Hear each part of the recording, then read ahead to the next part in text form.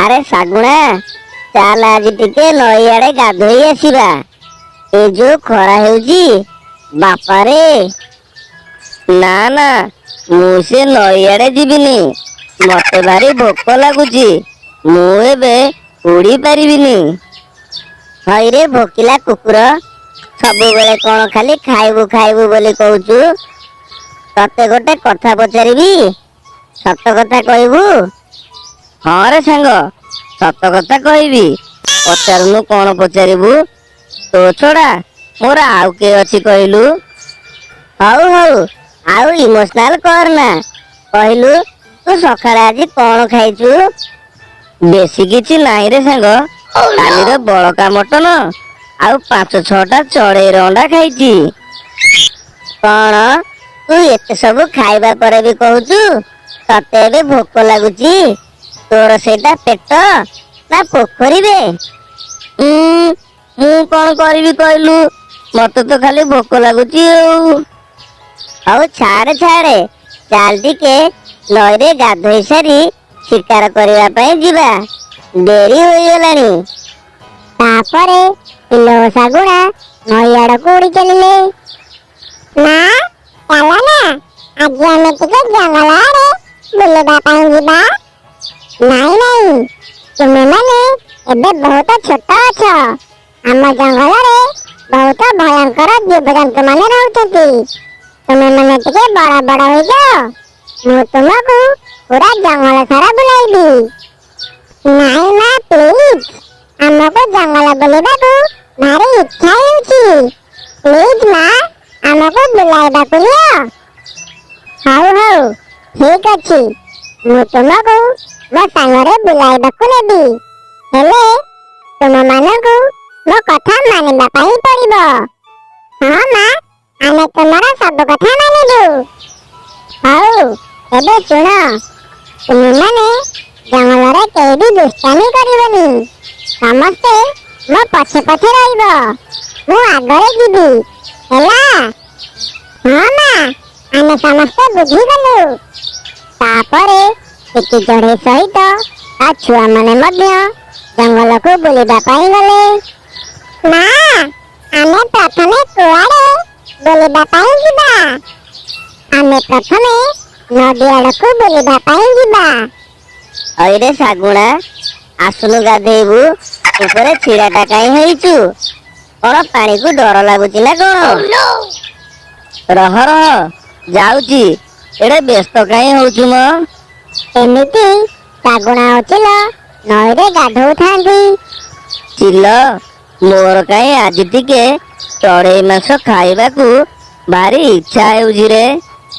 ତୁ ପରା ଆଜି ସକାଳେ ଚଢେଇ ଅଣ୍ଡା ଖାଇଥିଲୁ।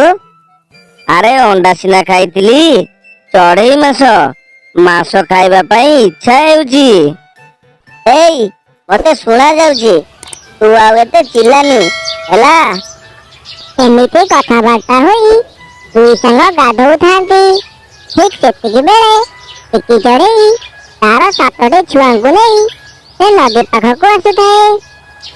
ଆରେ ସାଙ୍ଗ, ତୁ ଚଢେଇ ମାଂସ ଖାଇବୁ ବୋଲି କହୁଥିଲୁ ବା।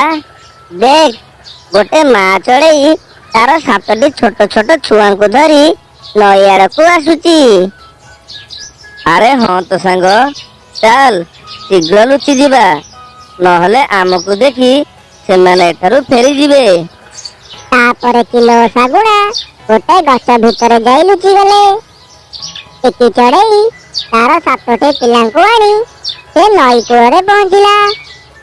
ମା, ମା, ସତରେ ଏ ନଈ କୂଳ ବହୁତ ସୁନ୍ଦର ଦେଖାଯାଉଛି। ଆରେ ଦେଖ, ସେଠାରେ ଗୋଟେ ମାଛ କିପରି ପହଁରୁଛି।